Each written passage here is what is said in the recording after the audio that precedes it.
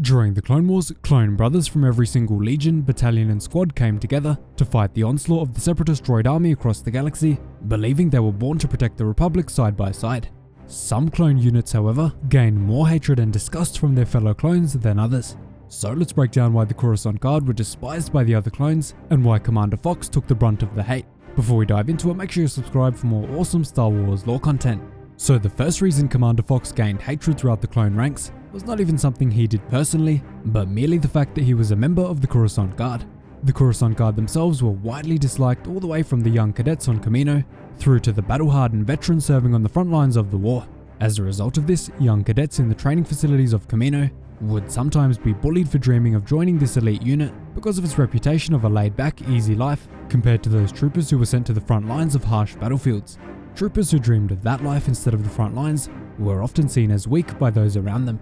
And after that, we have the reason that many members of the Coruscant Guard were pompous, elitist, and generally thought very highly of themselves because they were given the prestigious position over the other clones, and because they served the Chancellor of the Republic directly, which of course was Palpatine at the time. Their elitist and self-righteous attitude simply didn't sit well with the other clone troopers, especially since the Guard primarily served in a military police type of role, rarely ever facing any real danger compared to the other troopers. They got to live a much easier life than pretty much all of the other clone troopers, on top of likely getting much more break time to visit the various clone bars and establishments on Coruscant. And since the clone troopers don't get paid, they can just bill it all to the Republic. Moreover, the Coruscant Guard, and by extension Commander Fox, were severely criticized by the other troopers for having blind loyalty to Palpatine himself and carrying out any orders given to them by him, regardless of what they were. All of the clones were trained on Kamino to have loyalty to the Republic and to serve solely to preserve it, no matter who was leading it. Many regular CTs, however, started to believe that the Coruscant Guard were more loyal to Palpatine than the Republic, and that they were disrespecting the sacrifices made on the front lines by everyone else, who weren't lucky enough to be assigned to the Coruscant unit like Commander Fox was. And this isn't really surprising since Palpatine chose only the most loyal and dedicated clone cadets from a young age to serve at the capital. Publicly, this was to keep the Senate guarded by the most highly trained and loyal clones, but privately, Palpatine wanted more control over the most talented troopers. On top of that, once clones were assigned and accepted into the Coruscant Guard, they rarely ever had any communication with other troopers in different units, for safety and logistical reasons. Not many troopers really had constant contact with the troopers in the Guard, meaning that no other members of the Grand Army of the Republic even had a chance to form friendships or bond with them, except on a few occasions, and even then they simply had their prior beliefs too deeply ingrained into them, thinking that the Guard were highly elitist and not appreciating of any of the other clones. For this reason, hatred and disgust for Commander Fox, the highest ranking member of the Coruscant Guard, as well as the rest of them, brewed deeply in the minds of most other troopers. To add to that, the Coruscant Guard were widely seen to have the easiest and safest job in the galaxy for a clone trooper, bar maybe the janitors on Kamino like our boy 99. Can I get a thank Mr. 99 down in the comments if you love him too?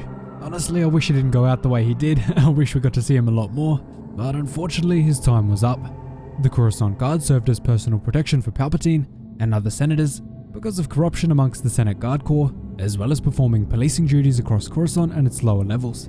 This meant that these troopers pretty much never saw highly dangerous action, and definitely never saw what it was really like for their brothers to serve on the front lines in the heat of battle against hordes and hordes of battle droids without a moment's rest. Because Coruscant was literally the most guarded location in the galaxy as the capital of the Republic and the seat of power for the Senate, the Coruscant Guard never had to face a threat of invasion or a huge fleet of separatists arriving without notice like the other troopers until the literal dying stages of the war at the Battle of Coruscant. This led the Regs to become jealous and look down on Commander Fox and the Guard even further. And the next reason has more to do with the regular citizens of the galaxy rather than fellow clones, but the deeper you went through the sprawling lower levels of Coruscant, the more despised the Coruscant Guard became among the people and the residents. The Guard were seen as brutal, oppressive troopers who had no right patrolling anywhere lower than the first few levels of the underworld. Their horrifying policing tactics and riot suppression methods left many citizens of Coruscant absolutely terrified at the sight of the red armor, and pretty much left a collective memory of fear among the people. Commander Fox, of course being the leader, took a large brunt of this hate, and word likely very quickly spread to the other troopers. Even from the earliest days of the Clone Wars, the Coruscant Guard, led by Fox, were sent out to put down peaceful protests about life in the lower levels of the planet, deeming them violent separatist insurgents only protesting in the name of Count Dooku.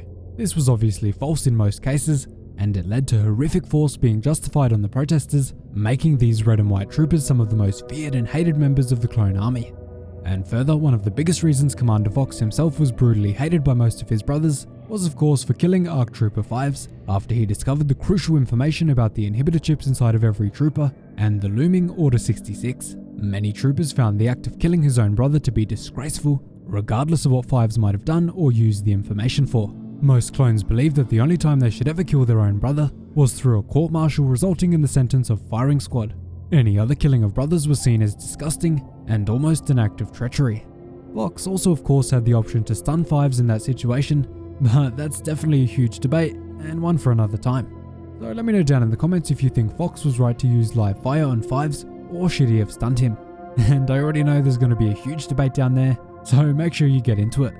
And to finally put the nail in the coffin for Commander Fox, he remained a Coruscant shock trooper after the events of Order 66 and into the formation of the new Galactic Empire, even serving directly alongside Darth Vader when he was on Coruscant.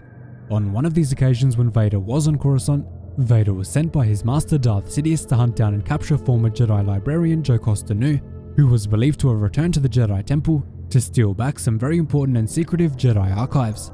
During the mission, Vader ordered Fox to secure the perimeter and make sure no Jedi was able to escape the temple without having hellfire rain down on them.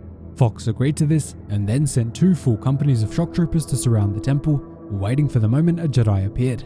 Now this is where Fox made a mistake even bigger than killing his own brother 5s. When Darth Vader exited the Jedi Temple to chase down Jocasta Nu, Fox idiotically saw Vader's lightsaber and ordered his 2 companies of men to fire on the Dark Lord and rain down a hail of blaster bolts on his location. Once Fox realized his grave mistake, he immediately ordered his men to cease fire, but Vader was absolutely brimming with rage at this point and was not going to take any explanation from Fox. As a result, Vader summarily executed the clone commander by snapping his neck and brutally ending his life in an instant. Not the best way to go for such a decorated clone commander, even though he was so hated. After this point, he was seen by the remaining clone troopers as incompetent, dumb, and just plain stupid. Rumors began to spread, questioning how a trooper at the highest rank of the Coruscant Guard, who has served for years, could make such a brutal and dumb mistake, especially after already shooting down one of their brothers during the Clone Wars. And for that reason, he became one of the most widely hated clone commanders in the early Imperial Army, even after his death. So those are the many reasons why Commander Fox was hated by his clone brothers across the galaxy, along with his fellow shock troopers serving in the Coruscant Guard. But don't forget to let me know what you think of Commander Fox down below.